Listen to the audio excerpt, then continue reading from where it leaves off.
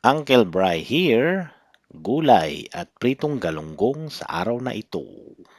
Eksperimento nga lang pala 'tong ulam na 'to, pero sa aming mga Ilocano pakbet din ito, kaso kulang ang ingredients, talong, siling pangpakbet, kamatis, tapos dahon ng ampalaya, tapos bunga ng ampalaya. So bahala na kayong mag-judge diyan. Yes, man! Riwan na Blackjack Silent! Bahay namin!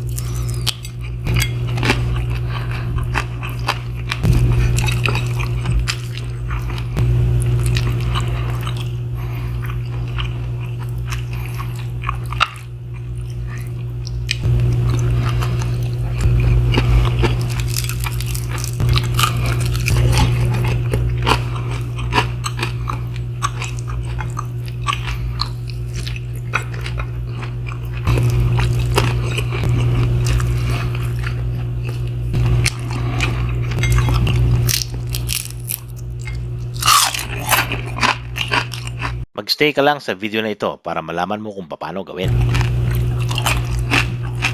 Tara mag-prepare na tayo, napakasimple lang ng lutuin na 'to at kayang-kaya nyo, mura na at madali pa. Magprito lang tayo ng ilang pirasong galunggong, tapos yung pinagprituhan nyo, doon nyo igigisa yung kamatis. Kaya huwag nyo itatapon yan ha. Igigisa lang natin ang kamatis in medium heat para dahan-dahan siyang lumambot at madurog. Mas dahan-dahan, mas lalabas ang katas niya ng natural at magiging masarap. Ito na ang magiging itsura niya after 20 minutes. Dahan-dahan ko siyang pinakuluan at hindi ko siya nilagyan ng tubig, asin lang. Tingnan mo, lumabas yung katas niya, no? Yan ang magpapasarap yan. Pakuluan nyo pa ng konti hanggang sa mabawasan yung sabaw, tapos lalagyan ko po ng bagoong isda. Bagoong isda po ito, no? JB po yung tatak. Nabibili po to sa mga Filipino store. Siguro mga tansya ko rito, mga half teaspoon ito. Tapos i-adjust nyo na lang kung nakukulangan pa kayo. Halu-haluin nyo ulit para kumapit yung lasa. Pakuluin lang natin ng mga 1 to 2 minutes tapos isusunod ko na ang ating sibuyas. Ganito po yung gayat niya, medyo maliliit. Pero kung gusto niyo medyo malalaki, wala nang problema. Parehas lang magiging lasa niyan. Lalagyan ko rin po ng paminta, no? Ito po kasi flavored paminta na to. Pero kahit anong paminta pwede na po. Durog, mas maganda. Tapos hahalu-haluin na natin para manuot lahat ng mga ingredients.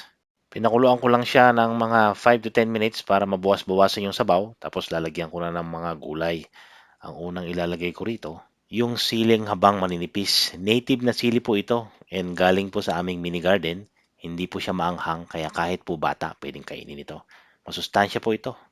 Tapos nilagyan ko rin siya ng ampalaya. Isa na lang po kasi yung bunga ng ampalaya ko kaya isa na lang nailagay ko diyan. Tapos lalahukan ko rin siya ng talong pero hindi po ito tanim ano. Galing po ito sa supermarket. Binili po namin. Halu-haluin lang natin mga 5 to 7 minutes. Hintayin lang nating lumambot yung ating mga gulay, ampalaya, yung sili at yung talong. Tapos isusunod na natin yung ibang mga dahon. So, dahon ng ampalaya yung ilalagay ko rito na nanggaling din sa aming mini garden. At maganda ito, hindi siya mapait. Kaya hindi ko na siya kailangang balian tapos pipigain. Kasi ganun po yung ginagawa sa mga mapapait na dahon eh. So, ang ginagawa namin nung araw, babalian muna namin ng mainit na tubig, tapos sabay pipigain para mabawasan yung konting pait. Parang buhay mo, punong-puno ng pait, at ang dami sa iyong galit. Ang hilig mo ba naman ng manglait eh? E ubod ko naman ng pangit.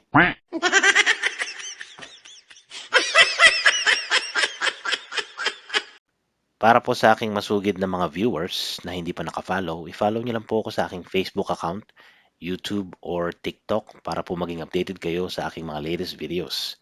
Ito naman po ang inyong Uncle Bri, nagpapasalamat sa lagi niyong panonood. Mabuhay po kayong lahat at sana may natutunan kayo sa araw na ito. Bye-bye!